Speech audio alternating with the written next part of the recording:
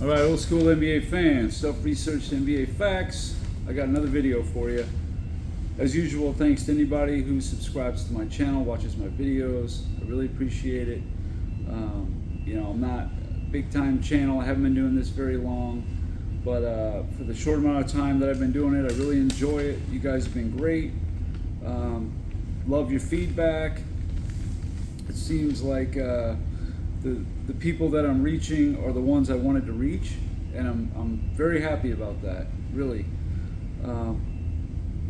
This video here, what I'm going over, it's some information I had, and I was going to make a video on it, but I didn't really have all the players. And now that I've ranked my players, I'm going to do 1 through 12, see how that goes. If people seem to respond to it, like it, maybe I'll do the 13 through 25 and do the rest of the top 25. But of the top 12 players that I have, I'm looking at how they did against top 5 net rated teams. All right? And also how often they played top 5 net rated teams. So, for example, I got Dr. J at number 12, right? Dr. J played 28 playoff series in the NBA. I did not count his ABA because there just wasn't enough teams, and practically every team he played was probably top 5 net rated team. But he played 28 series in the NBA. He had a 7-8 record, which actually isn't horrible considering, he had a lot of success in the ABA, not the NBA. But he played 28 series in his career, so 53.5% of the time he played a top 5 net rated team. So more than half the time in the playoffs. That's a high percentage. Number 11, LeBron James. Against top 5 net rated teams, 9-10, a losing record. 54 series he played. So 9-10 means he played 19 teams that had a top 5 net rating in 54 series. So only 35.1% of the time he even played a top 5 net rated team. And even when he played them, he was 9-10. Again, my theory of LeBron does not do well against the upper echelon competition, super team or otherwise. Number 10, Shaquille O'Neal. Against top 5 net rated teams, he did really well, 15-7. He had 44 series, so that's exactly half. He played 22 of them out of 44, 50%. Tim Duncan at number 9, his record is 9-9 against top 5 net rated teams. He played 48 series, so 37.5% of the time he played a top 5 net rated team. Hakeem Olajuwon, exact same numbers as Dr. J. 7-8 against top 5 net rated teams, 28 series for 53.5%. So he was playing a top 5 net rated team more than half the time. That's some pretty tough competition. And he went 7-8, considering who his teammates were. I still think that's pretty good. Now, Wilt Chamberlain, he was 12-11. He 23 series out of 29 total. So as you would think, because there wasn't that many teams back then, I put him in there, but I don't hold a lot of weight to it. 79.3% of the time, whatever. Larry Bird at number 6. He was 9-7 against top 5 net rated teams. That's fine. In 33 series, 48.5% of the time. That's, about average, maybe a little above that. Number 5, Kareem. 13-8 against top 5 net rated teams. Pretty good record. But he played 49 series, so only 21 out of 49 he played against top 5 net rated teams for a 42.8% of the time. Kobe Bryant, number 4 on my list, was 16-9 against top 5 net rated teams. So he played 25 out of 43 series for a 58.1% of the time. And like I did my ranking video, like I said, tough competition. That's the highest on this list next to Wilt, who almost, because of how many few amount of teams they were. it's not really a fair comparison there. Magic Johnson at number 3 was 10-6, which is a good record. 16 out of 39 series for 41%, which is okay.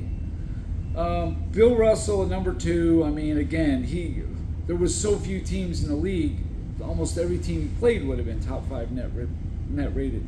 He was 23-2 against top 5 net rated teams out of 29 series for an 86.2% of the time. Michael Jordan was 15-7, actually the same record as Shaquille O'Neal. However, Jordan only played 37 series. 22 out of 37 were against top 5 net rated teams for a percentage of 59.4. So Jordan had a good record, but also the highest percentage outside of Bill Russell and Wilt Chamberlain, who had the luxury of not playing against a lot of top 5 net rated teams. I actually wrote it on the whiteboard here, and I was going to just show it up because somebody had mentioned, why don't you just use the whiteboard?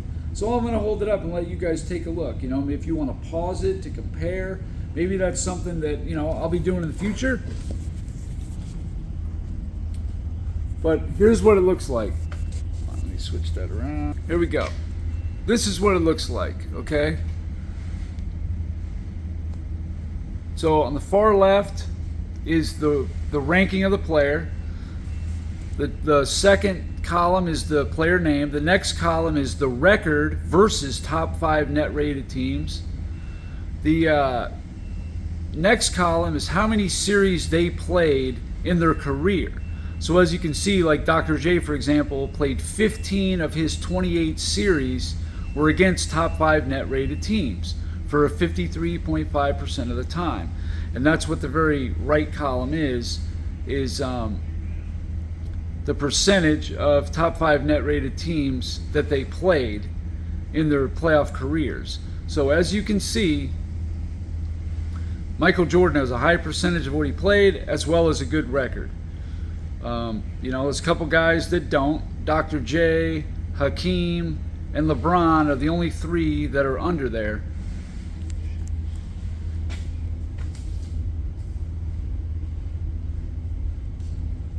Hold on.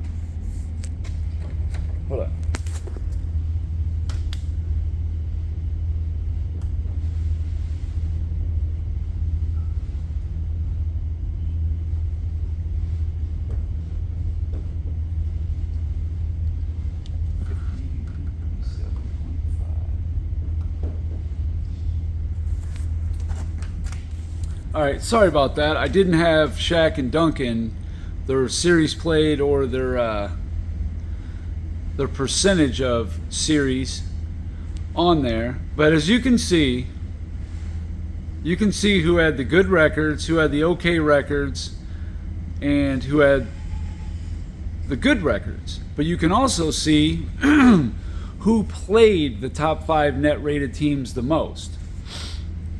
So it was important to me to show this. And again, as you can see, the guy on the bottom, Michael Jordan, 15-7 record, which is one of the stronger, if not the strongest record outside of Bill Russell, and the highest percentage outside of Russell and Wilt, who had the luxury of, there was only 8 or 9 teams in the league for most of their career, if not all their career, most of it. As you can see, Michael Jordan, again, does not get the credit he deserves about how many tough teams he actually played in his career. A lot. And his record is beating more than 2 out of every 3 teams that were top 5 net rated. It's very telling. So anyway, that's probably going to be it for this video. You guys make of this what you will. I'm sure number 11 will get people talking. So the lowest percentage on the board.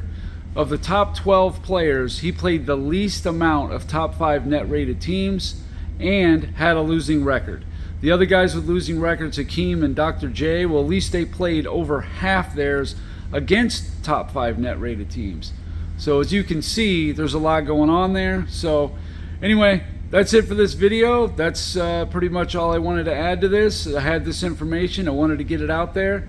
You know, you guys make of this what you want, but I think it's some pretty strong evidence that Michael Jordan again had very strong competition that people like Nick Wright and, you know, Cowherd, Sharp, all the idiots like to downplay. So anyway, thanks for watching.